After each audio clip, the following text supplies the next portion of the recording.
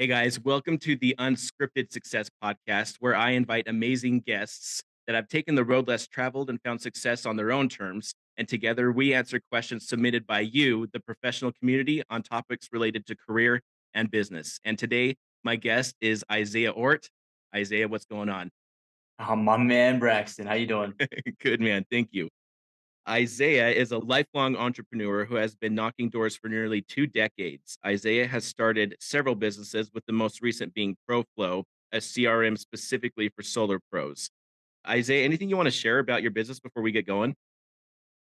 Uh, honestly, we just try really, really hard to bring value first and foremost. I've always been a very value-driven person.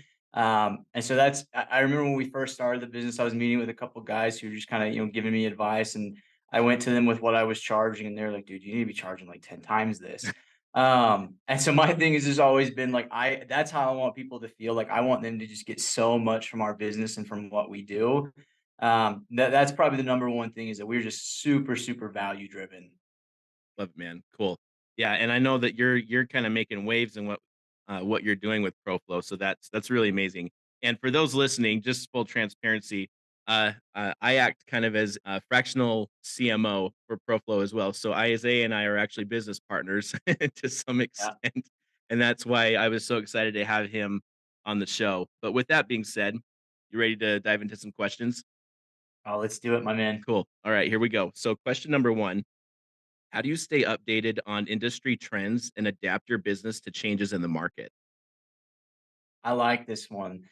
So this is for me, and I don't know if this is typical for everybody, but I am an Instagram just whore, and that's how I stay. And maybe door to door and solar and the world that I'm in, is a little bit unique. Where all these companies are always posting. You can kind of see what these different reps are doing and what the big players in the industry are doing. And one of my very first businesses was actually a recruiting business for door-to-door pest control teams where we would help these guys go out and build their teams for the summer. Because outside of Utah and the summer sales bubble, most people don't really know that you can go out and knock doors and make $50,000, $60,000 in a few months as a 20-year-old kid. And so that was what we would focus on, was bringing that to other people. But so I've always kind of utilized Instagram in a business way. Like I haven't used Instagram for anything personal in years at this point. Like I don't know anyone that I follow like personally, but I follow everyone in the business that I can keep on top of what's going on in the industry, what seems to be working, what's not working. And then just as well what the big players are doing. Cause I think that you can kind of tell what the trends are based off, what the big, the movers and shakers of your industry are doing. And so for me, I really consume a lot of Instagram content, and it's, kind of something that I've got to be, careful and make sure that when I'm on Instagram, I'm not just like, going down rabbit holes of reels and just video, video, video, but that like I'm actually using it to consume, okay, this is what's going on in the industry. This is what's happening. This is what people are doing. This is what people want. This is what reps want. And that's really, honestly, probably the number one thing that I use to consume, just really, up to date, pertinent information for me. It's not a big news outlet by any means, but it's really niched down. And so I would say, find the places that those conversations are happening for your niche and your industry, and just make sure that you're just inserting yourself there. Absolutely. I think that's the biggest thing is like see, and it sounds so basic, but I think so many people can get this wrong. Like just find where your people are hanging out and active, and Yeah. just like you said, interject yourself into the conversation. And this is what I love. Like I've always hated social media. Like you said that you can get sucked into an Instagram rabbit hole really quick. Like I've always hated social media to some extent. At first, like, in Dude, it's the 2007, reels. It's the 30-second right? dopamine reels where I can just swipe through. You click on one because it's something that catches your attention. And then all of a sudden it's 20, 30 minutes later and Mhm. you're like, oh my God, what have I done? Yeah, yeah. And that's what happened to me. Like social media for me for the longest time was just personal. It was to help me stay connected with friends from high school or people that I knew that we lived states away or whatever. And so that's really cool. And I do love remaining connected to people for that reason. But beyond that, like I don't even use social like that so much anymore. And it Yeah. very much has become like even my Facebook. friends are all business contacts now, which is Yeah, kind I of mean, that's funny. how we connected first was Facebook. I came across you, just you made some fire posts and reached out to you, and one thing led to another. But Yeah. I remember for me, like there was this defining moment where I did, because for the longest time I was like, no, my Facebook is my last stand. I will not Mhm. have business things there. It's going to be my friends. And I remember the day where I was like, all right, I've got to do it. And it was just kind of like almost like a little bit sad because it was like, I kept my friends close, my high school friends. Mhm. I used to be LDS, so I served in the LDS mission down in Suriname. So I have a lot of friends in South America, and they're still on there. Mhm. I didn't remove anybody, but it's just when I scroll through, I don't really see their life updates anymore. It's all just business, business, business. And it's worth it. You make those sacrifices, and I stay in touch with those people that I want to. But I do remember that day where I was like, all right, Facebook, I've held out long enough. It's time to utilize you for business. Yeah, you almost hold a vigil for it and then just Yeah. say la vie, Yeah, right? send it off like a Viking, just to send it to Valhalla. Right. Yeah, like, keeping up on trends, like, that's what has just recently in the last few years has made me appreciate social, I guess, is for that very reason, to keep up on industry trends and stuff, because in addition to interjecting yourself into the conversation wherever your people are at, that's where people are active, and that's where you see what they're talking about, and it's a really good way to get a heartbeat on is happening in your industry, I think, and so social is Yeah. great. I think also I used to be a so if I was a whore with any kind of media, for me, for the longest time, it was like magazines. So I had subscriptions to like Fast Company and Inc. and Forbes and I Fortune, don't think I've and ever had a magazine subscription. right? Did you get the physical copies? I used to, yeah. Uh-huh. Man, Yeah. I'm Yep. impressed. You're not Yep. that old though. You had to even be on the dying end of it.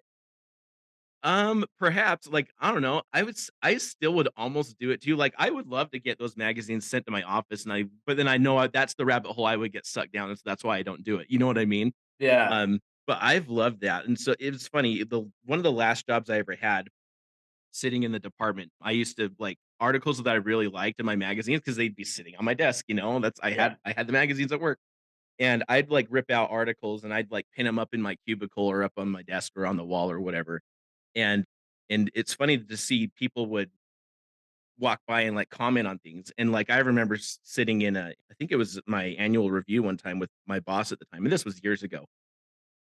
He even made the comment to me, like, pointing out a certain article I had up on my cubicle that he had taken notice of, and he interjected that into my annual review, talking about, like, "Oh, I see that you're keeping up on this and you're doing a good job, and I wonder if that's the reminder why." And I'm like so anyway, so that's another thing too for those that are apparently too old school like I am.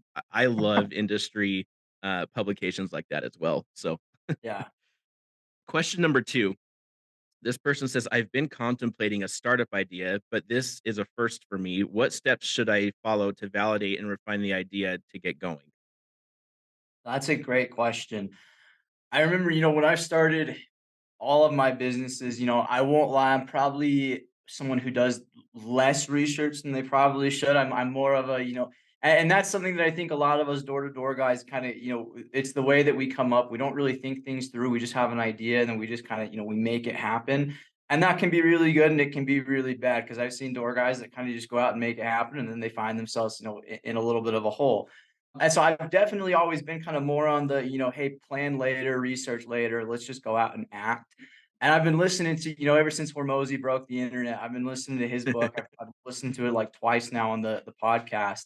But I remember there's something in the book that he says where it's like, you can spend, and most people spend like 4 years waiting, planning. And then, they really were, if you sat down in a single afternoon, you could get so much done. Mhm. And so I'm always going to lean on that side. Obviously, talk to your friends, talk to your family, whatever industry you're thinking of starting a business in. Hopefully, you know it well enough that you can, talk to other people in that industry and say, hey, is there a need for this? Like, I've got this idea. But I would say don't get too caught up on getting the validation or getting the research. Like, find, obviously make sure that you can get, your first 5 clients, but I think I'm definitely going to be in that camp of Hormozy, where you don't need to be planning, you don't need to be doing as much research as you think you do. Obviously, it's good to have a plan and don't go in there and just wing it and fly by night. You want to be setting up something for success.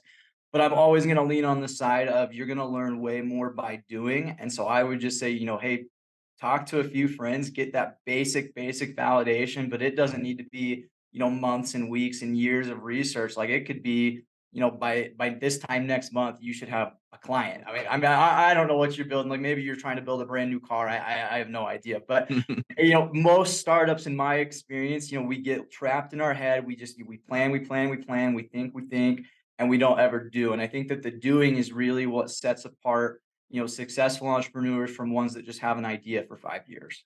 Mhm. Yeah, I love it. Like, my problem is I feel like I've fixed this since then, but I've been in business for I'm coming up on 10 years now.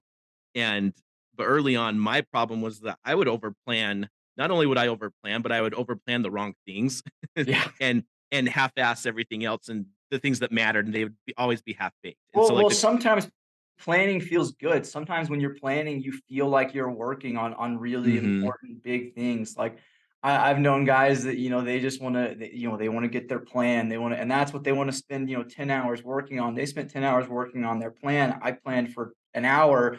And I've got 9 more hours worth of business. I've got a landing page done. I've got a client lined up. I've got leads. I've got meetings.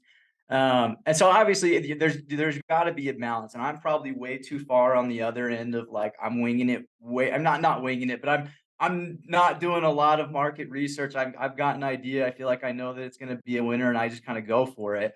But I've seen guys that they just plan, they don't ever start. And so I definitely think you have to have that mixture. You have to be able to plan, but then you have to be able to realize when, hey, it's time to stop planning. It's time to just go execute. mhm, I'm going to drop Hormozy's name again. I was listening mhm, to him yesterday, but he's talking about he's got this one page marketing checklist. It's like 5 steps, and it's because he doesn't want you to go in there and have 9, 15, 20 pages of bullshit planning in your journal that you're never going to execute. It's just because, and he's talking about that same concept. It feels good to sit there and plan, but really it's just one page, and the real secret is just doing the fucking work. Like, mhm. excuse the language, but that's really what it comes down to. Have that plan, have a good core base, but then it's time to just really show up and put in the work. Yeah.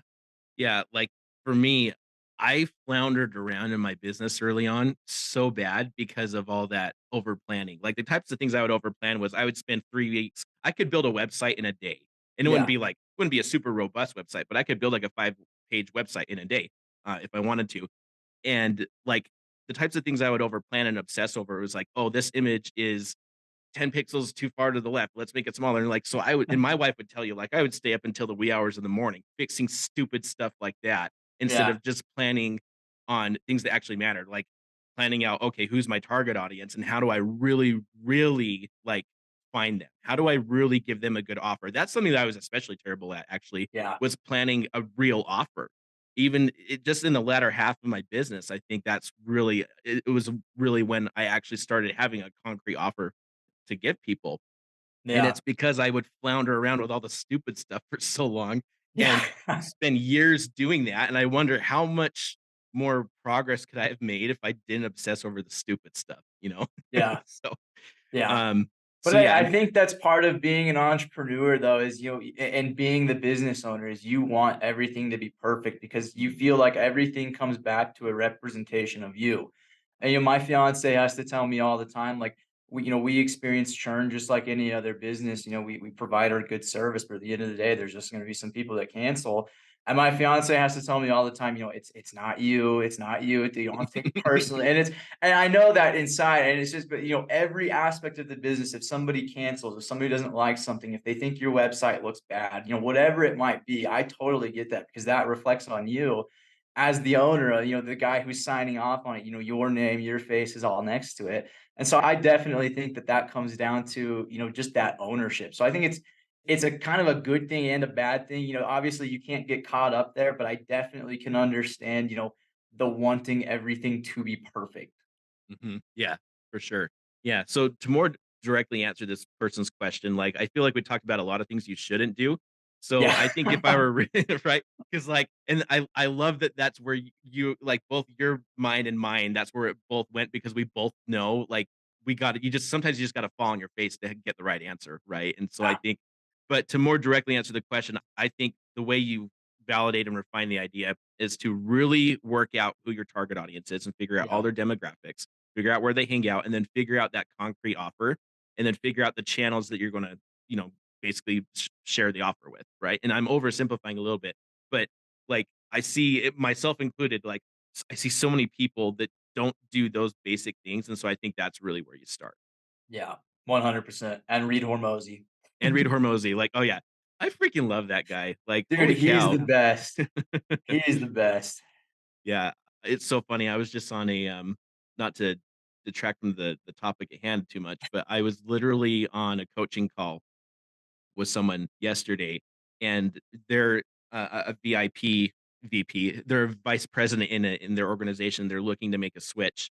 The longer that they've tried to figure out where they want to go in their career, the more they're realizing that they really belong as a consultant or starting their own business because they're Yeah. tired of all the corporate life garbage.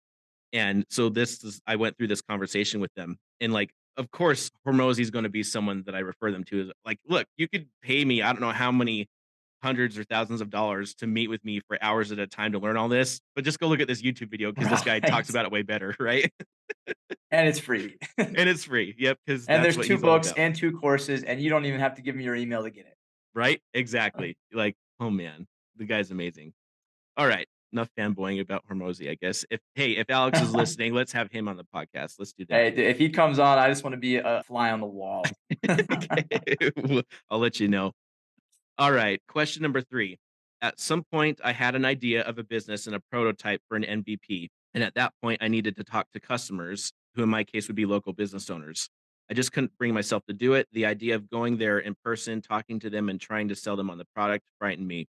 I would spend days just recreating the scenario in my head, seeing if I could build the courage to do it, and I couldn't. In the end, I had to focus on something else, so it died.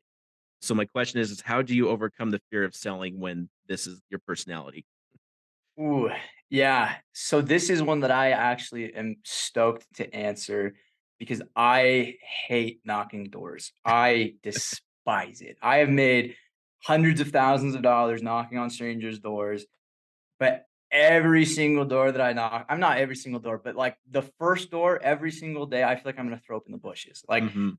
it's horrible. Like you roll into an area, you're looking around, like you don't know where the Karens are, you don't know, who's the HOA president, and you're looking around, you think you're just in this nice friendly suburbia, but there's just people in there who got nothing better to do than make your life a living hell. But Mhm. you roll into your area, you split up the neighborhood with your car partner, and you just like oh, the nerves are just going absolutely crazy. Like I can feel it right now. It's like I'm back in the car about to go knock doors. It's terrible.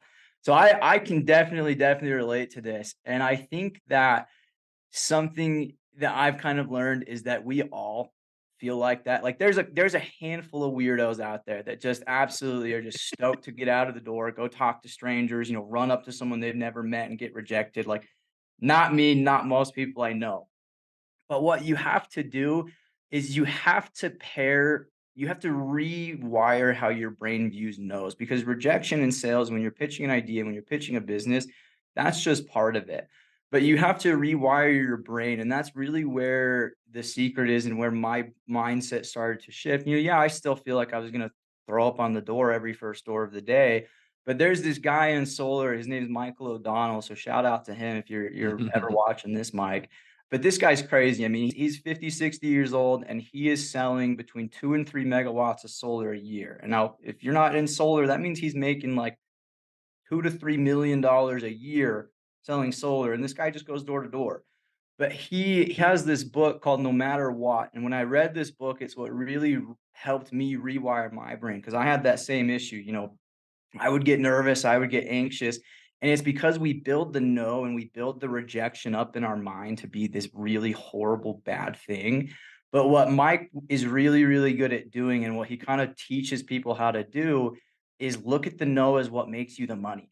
And the way that he kind of puts it is, if you were, running around an Easter egg hunt and every fifth egg had, $1,000 in it or $2,000 in it, you'd be going crazy. You wouldn't care about, the 4 other eggs that have nothing in it. You'd just be running around just scooping eggs up and you'd count them up later. And so that's really where, the mindset shift has to happen. You have to teach yourself to realize that, rejection and the no's, that's what makes the money. You're not getting paid for the yeses. The yeses are the laydowns. That's the easy thing. Almost anyone can get a yes. You're getting paid to go out there and get rejected. You're getting paid to get those no's. And it's not personal. I mean, you look at all the great entrepreneurs that have been rejected when they started their businesses. How many people turned Elon Musk down, or Bill Gates, when these guys were starting out. And that's really, I think the biggest hack is you just have to kind of learn to look at the nose as what makes you the money and just kind of realize that everybody feels like that.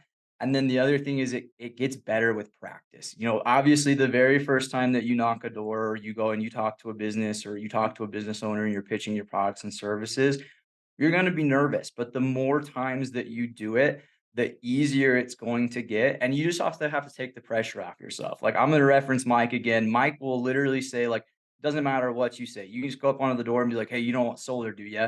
If you do that enough times, someone is going to say, you know what? Actually, we do want solar. Let's take a look at that. And it's the same thing in business. It's the same thing in anything that you're doing. Enough times, even with the worst pitch out there, someone's going to say yes, someone's going to listen to you. But, thankfully, you're probably not the worst pitcher out there. You're probably not the worst person at expressing your idea, especially if it's your business and something that you're passionate about. And I know this might be easier said than done, to look at those no's as what make you the money, but just take the pressure off yourself, have fun with it and just realize that you don't have to get a yes from every single person. You just need one. And one could be, the thing that takes this idea from being an idea or your next idea from being an idea into being, the next $1,000,000 thing. Yeah.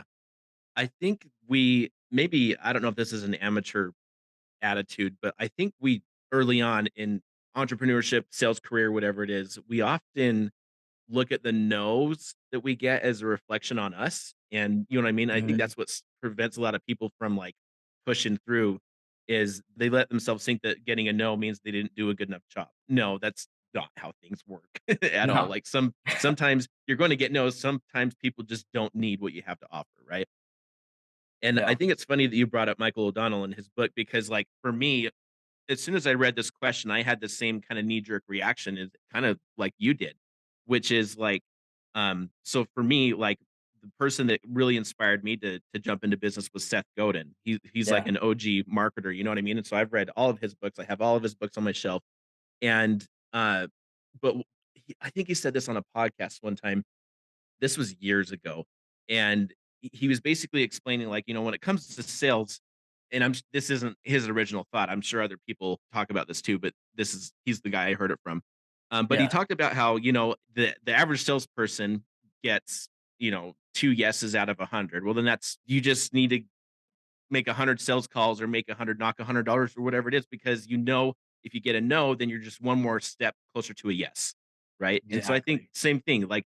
same thing what you're saying, like, it's the no's that make you the money, and I think it's really important that we as business owners or as salespeople understand that, because you're never gonna be well at anything if you don't try, and my audience hears me say this all the time, like, there's nothing in this world worth doing that does not require sacrifice, and so, sometimes embarrassing yourself in front of a prospect or getting that no or feeling like you're getting, kicked in the face a few times when you're trying to just share people what you have to offer. Like that's gonna happen, and the more you do it, the better you get at it. And, by Yeah. that, I mean, the better you get at dealing with rejection, but the better you learn and also know how to do better the next time, as well. Yeah. Exactly. Alright, question number 4.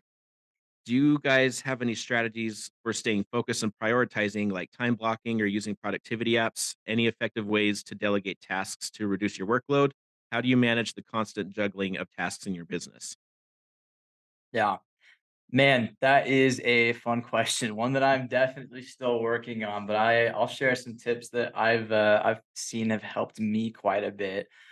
Number one is as soon as you can get a virtual assistant of some sorts, do it. I can't stress that enough. There's so many resources to get them. I've got a lot of people who ask me, "Hey, where do you get your VAs?" Like, onlinejobs.ph is where I go. You can post a job board there. They've got a time clock. It tracks everything that they're doing. and you're gonna get a lot of job hits for, anywhere between $3 and $7 an hour. I think I pay my VA like $6 an hour, my personal one, and she manages everything for me. So before I had, a VA or the means to do that, it was definitely a lot more challenging. I would use Todoist and I would use, just notifications on my phone, as well as the calendar. The calendar obviously is always going to, rule a lot of my life, especially just with, the business that I'm in, doing demos and as well as onboarding calls.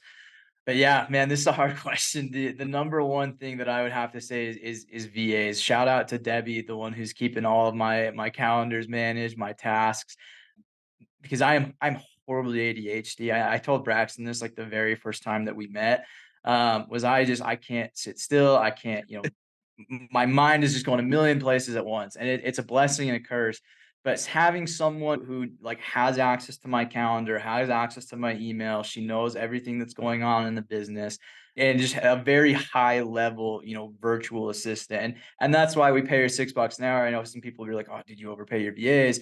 But it's like, no, she's well worth it. The drop of a dime, she responds like, and I've had other VAs where I swear to God, like their house is always flooded or the power's always out. Like I don't and no, I don't know what life is like in the Philippines, so maybe that's the truth, but I don't know if Debbie's house floods or if Debbie's power goes out, I don't ever hear about it because she Mm, is always there, she's always on time.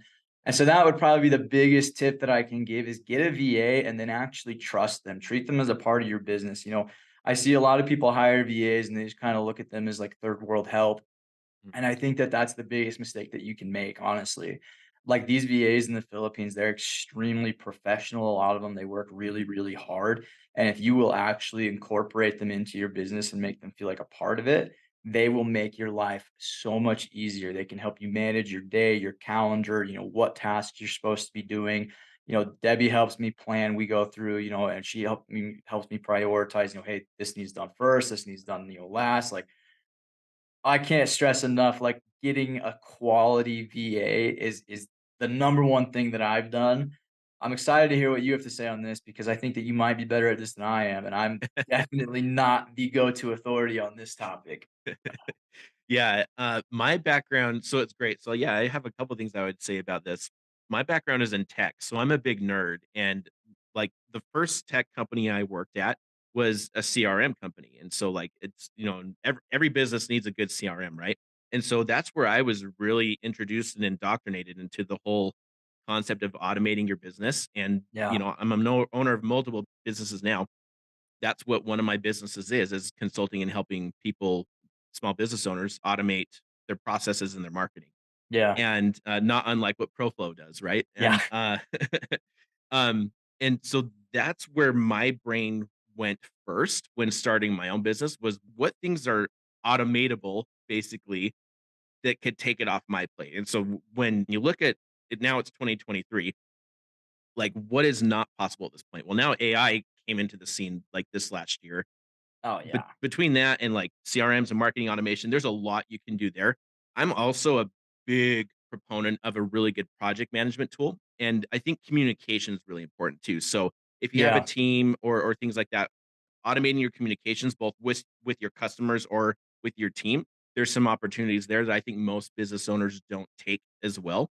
But yeah, I get a just wanna good tack on to that. I'd say hiring out your weaknesses with that. Like, it Mhm, kinda goes back to what we were saying earlier, we like to obsess and make sure everything's perfect. Like, you trust other people that they're gonna be as good as you or better, and preferably, again, another Hormoziism, hire someone that's better than you. Like, if you're mhm, not learning from them in the interview, it's the wrong guy.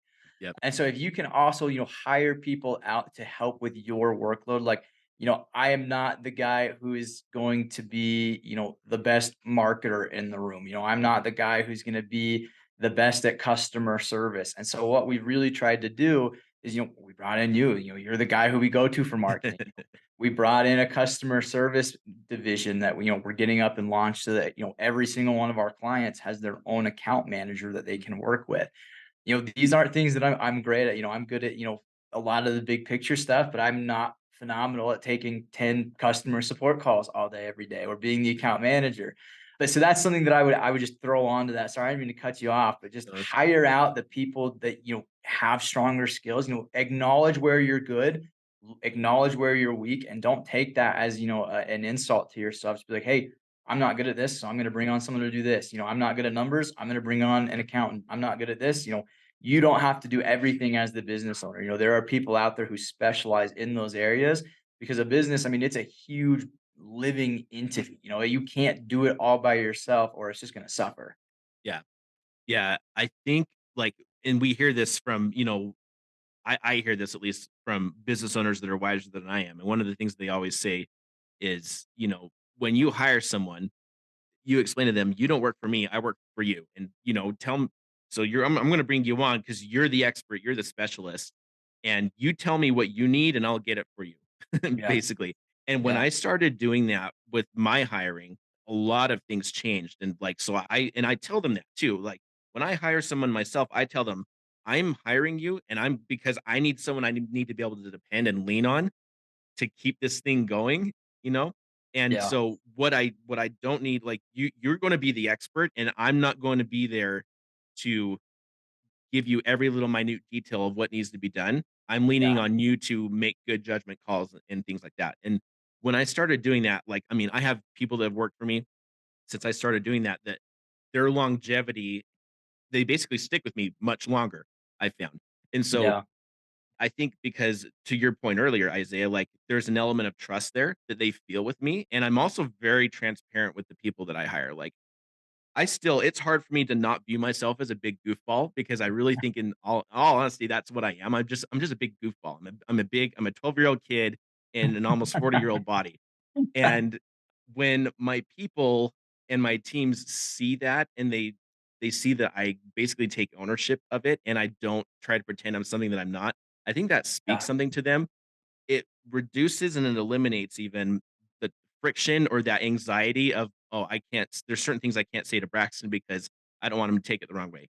Unless I'm wrong, unless there's something I don't know, my team all are very transparent and open with me, and we joke about things, and I can be honest with them, and they can be honest with me. If one of us screws up, we don't have any hesitation to share that with each other, and I think Yeah. when you as a leader can be that way with your people, that empowers them that they can feel confident that they can be the same way with you, which in turn is mutually beneficial. And like I said earlier, you build trust with people basically doing Well, and you're just gonna get further. I mean, if you have I mean, a house divided can't stand. That if you've got internally, your coworkers or your employees, people that you're working around, and your subordinates just don't have any trust in you. They can't talk to you, and they're always pulling against you. Behind the scenes, you're not gonna go anywhere. If you're gonna actually build something, you're gonna build something great, you've got to have everybody on the same page. And I think having that open transparency in those types of relationships where you can actually talk and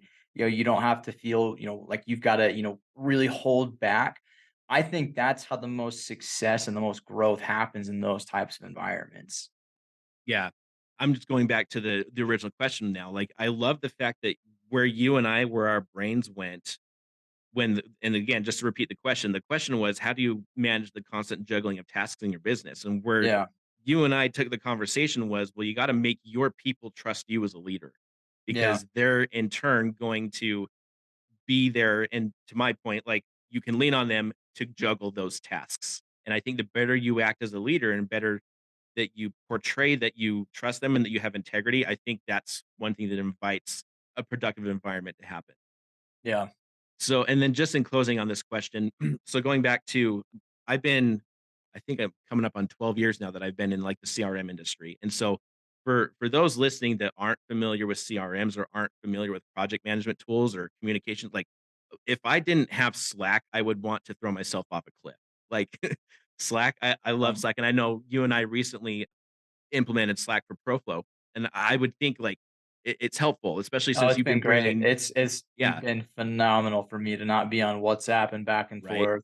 Yeah, Yeah. I love it. For the new people we're bringing into the company and stuff, I think it's been a game changer being able to communicate with them. And then, like, you communicate with certain departments in ProFlow more than I do, and but just to see the pings and the Slack messages coming through, that makes me feel like, okay, Warms your cool. heart. Warms my heart in a way, but just it's good to see that, like, okay, the thing that I put into place for the company, it seems to be working. No, You know it what I mean? has. It's been phenomenal. We've been loving Cool, it. cool, man. Yeah. for those listening, get a good project management tool, get a good communication tool. I'm a big proponent of Slack. I don't think you need anything else when it comes to communication. And then get a good CRM. And if anyone has any questions about that, I would invite them to reach out to me because this is the kind of stuff I nerd out on and would love to help someone just even answer your questions. Um, Absolutely. cool. All right. And then let's see. Last question. I've realized I don't sleep more than 4 hours a night. Isaiah, I know you relate to this. I realize that I don't sleep more than 4 hours a night, and my personal life has gone to hell. It reminds me of a book I read years ago, The E-Myth Revisited. Work on your business, not in your business. My problem is that despite making so much money, I'm afraid of losing it. I have the fear that what I'm doing won't last forever, so I have a huge fear of losing the money. Should I hire someone on something like Upwork or a VA to get some of the load off my chest? How do you know when the right time is to hire the right people? Yeah. So I definitely can relate to this. The personal life, the sleep, everything, and to a degree, those things are going to suffer just by being an entrepreneur. And I don't mean to just be like, tough, get over it. But I mean, being an entrepreneur, it's not easy. None of us. I don't know. Maybe you got into it thinking it would be easy. I kind of did honestly, and then within the first 6 months, I realized what it was. But I was like, well, I'd rather do this than anything else. Um, but I think that that's part of being an entrepreneur is that there are some things that are going to suffer now while you're in your phase of building. You know, again, going back to Hormozy because the guy's just the GOAT. I remember, a few months ago, he did an Instagram reel response to some 19, 20-year-old kid who just asked him, hey, can I come work for you for free? And Hormozy was like, dude, I don't need unskilled laborers, but like he did him a whole like 2-minute YouTube video post or like reel giving this kid an answer, just being like, dude, like there's gonna it's better for you to work hard now and for your kid not to remember you not being around because he's young so that when he's older and he can remember you've actually got something built. And so I think it's just number one, it's understanding like there's going to be sacrifice. And that's not to say your personal life and your loved ones don't have to have any time. One thing that I found that really helps me with my personal life and making sure that I'm balancing things. And granted, I got really blessed with my fiance, Haley. She puts up with a lot of me just working. But one thing that I found is, and this works really well for us when I'm doing my weekly planning, like I will plan a date night and she doesn't have to put forth effort for that. Like she doesn't have to, ask what day. Like I mean, I'll just tell her like, hey, we're doing it Friday or Saturday, depending on what's going on. And when I'm doing my weekly planning on Sunday, like that gets hard blocked out. Like that doesn't move around. That's not one of the things that we can change. That's not something, hey, the business needs me. Like, no, if it's going to happen for the business, it's going to be before or it's going to be after. And so one of the things that I would say is, make those priorities, and then this answer is going to be long, but make those priorities in your personal life. There's going to be relationships like maybe you've got drinking buddies and you're going out and getting hammered a few nights a week. Like it's fun. I get it, but, like, maybe that's not the relationship that you need to be prioritizing. You need to look at all those relationships in your personal life, and you need to treat, a couple of those just as important as everything else in your business. And I think that will go a long way in helping, your health, your personal life, any of your relationships, prioritize bro time. Like, not that you need, a ton of it, but I mean, my fiance knows like at least once or twice a month, like I need to go out with the boys because it's just healthy. It's just Mhm. healthy to get around, your buddies. And so plan those things out. Like take the time, mark it off in your calendar, mark it off so people can't book you, and make sure that you are taking care of yourself, and that you are still doing some of those things. As far as, knowing when it's time to hire the VA and being afraid to lose everything, knowing when it's time to do other things, honestly, in my opinion, is as soon as you can do it because, it sounds like you're working yourself just absolutely ragged. And I would almost guarantee that there's a lot of these little tasks that you could have a VA do, and you're going to free up so much time. It's going to feel like such a weight off your shoulders. And even if, I don't know if it's a money thing, you're just like, oh, I don't want to pay a VA, $500 a week or whatever it is. I'd rather keep that money. You're gonna be able to with that $500 that you pay him and the time that you free up, you're gonna be able to go do so many other revenue generating activities, and you're gonna have so much more free time where when you are generating revenue, you're gonna be able to perform better. So it sounds like you are past the point of needing a VA in my personal opinion. But those, I guess that those are just kind of things that I would touch on. Prioritize some of your personal relationships, plan those out just like you would other business activities. And then how do you know, it's hard to say, I don't have a reference point of when I can know, when I can comfortably pay them and it's not going to make me or the business suffer. I get that. That's what I would say. But then it's just, before you do that, make sure that you have a clear idea of what tasks they're going to be doing and be able to train them on doing those tasks so that you can set them up for success.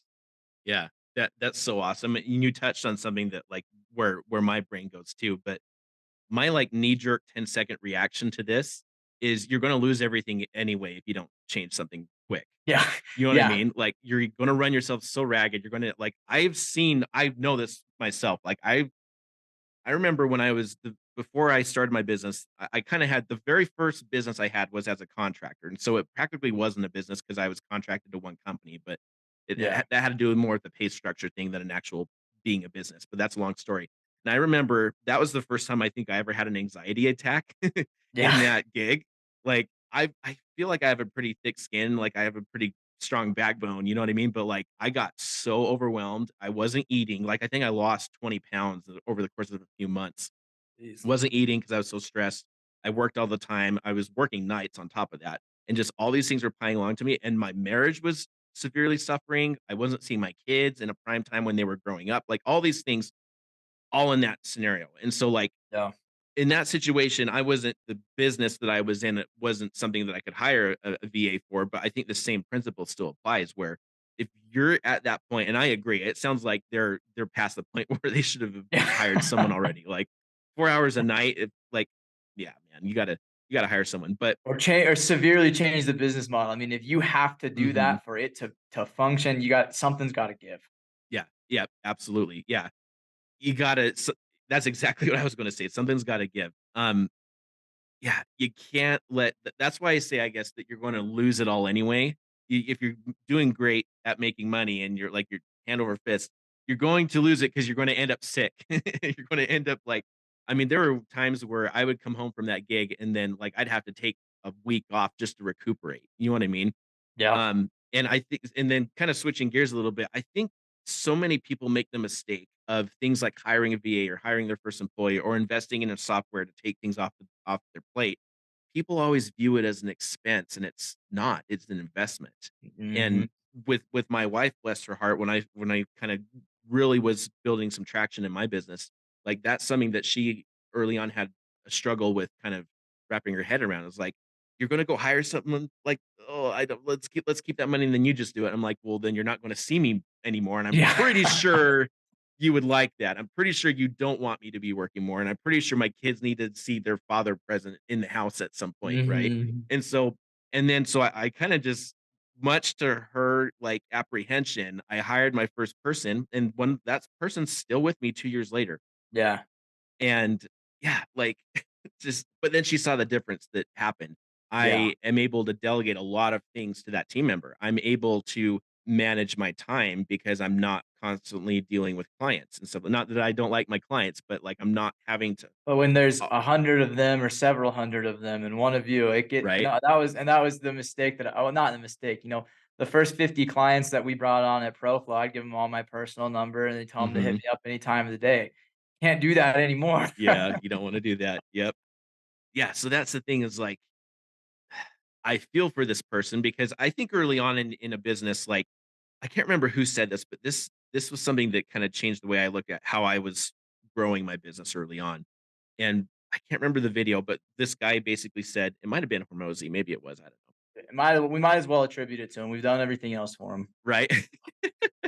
But yeah, so it was a YouTube video or something of a conference or something like that, and this one person in the crowd asked the question, like, I don't feel like I'm getting any traction in my business. And then when the speaker kind of unpacked it, it sounded like this person wasn't giving their all in their business, and there was Yeah. more they could have been doing by anyone's standard, it sounded like. And so the speaker finally just said, "You know what? For the first 3 months, maybe 2 quarters of your business, what you're doing is a 4 a.m. to 10 p.m. gig," is Yeah. what he said. You know what I mean? And so, like, my point is that that might be the case early on, but if you don't put systems and processes and people into place to optimize that and to make it scalable, make the process scalable, then that's when you're making a mistake by not doing that. And I think you and I both know Well, and you're we've gonna cap because there's only so much that you can, and it Mhm. kinda sounds like you're already there, and, like, and if you want that next level, it's going to take bringing on employees, scaling it out, duplicating yourself, because if it's just you and it to take, to make this much money and you're sleeping 4 hours a night, how much more money can you really make and actually fulfill on by yourself? Like, you might make as much as you're going to make. So if you really want to build something generational and get past, 200, a quarter $1 million in a year and start making million, and maybe you're already making millions and I don't know what the hell I'm talking about.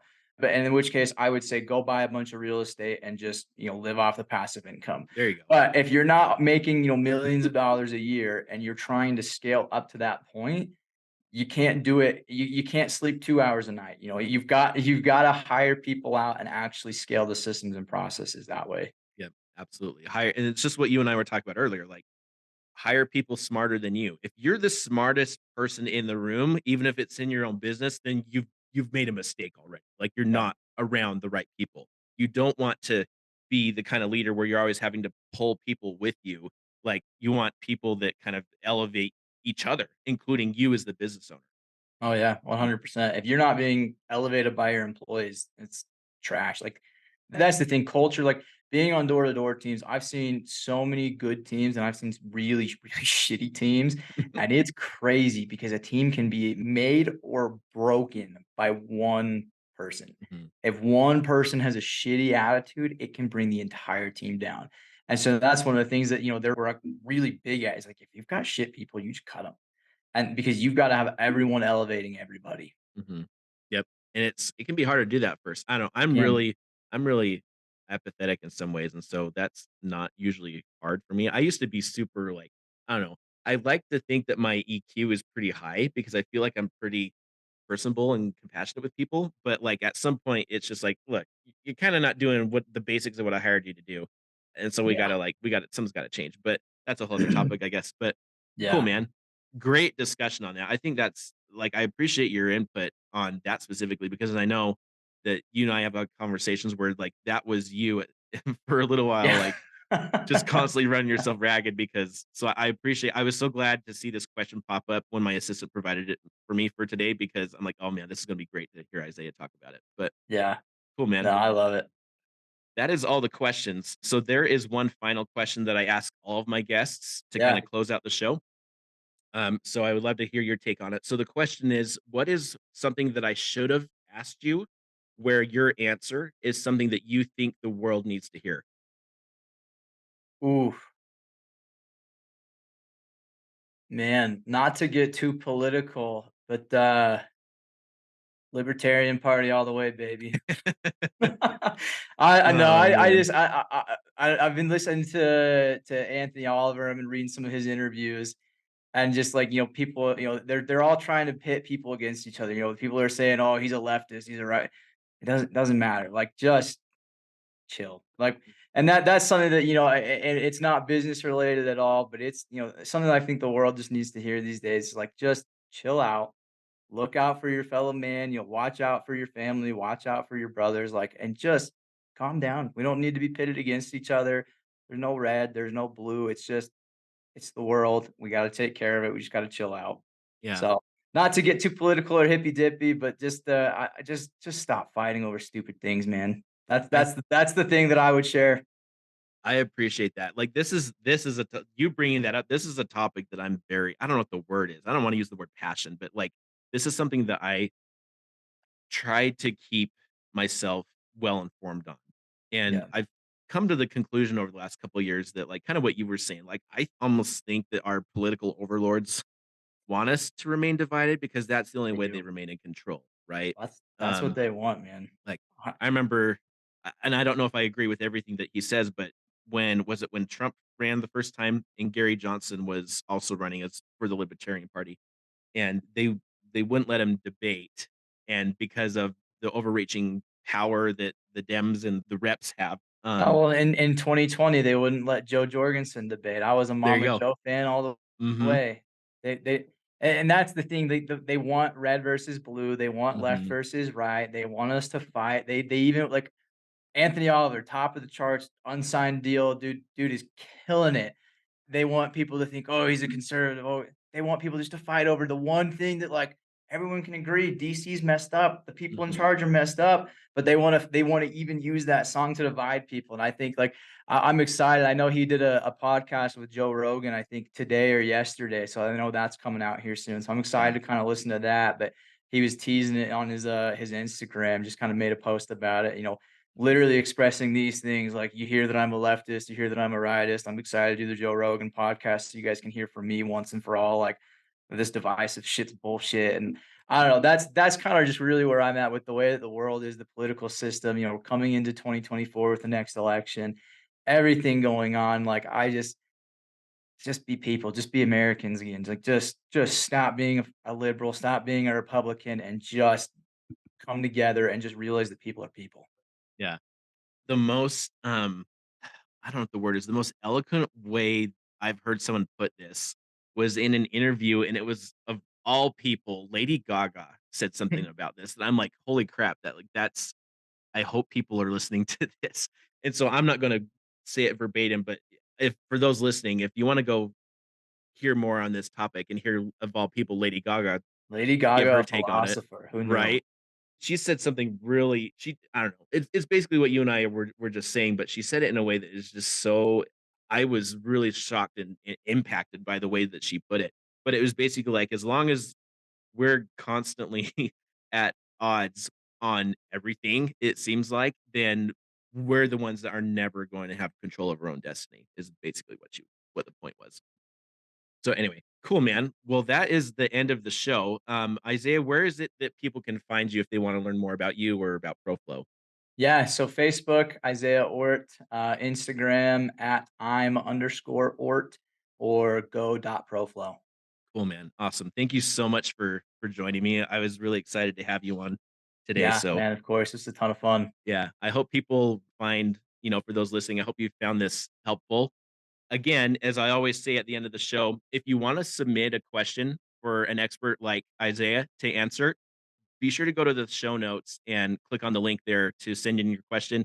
And I mean, let's be honest, I don't care if you guys send in more questions, because I think I love getting this type of communication from my listeners and from the community. So please feel free to go crazy with sending in the questions if you like, and you can maybe have your question end up on the show. So with that being said, this is the Unscripted Success Podcast. Thank you so much for listening, and we will catch you guys on the next episode.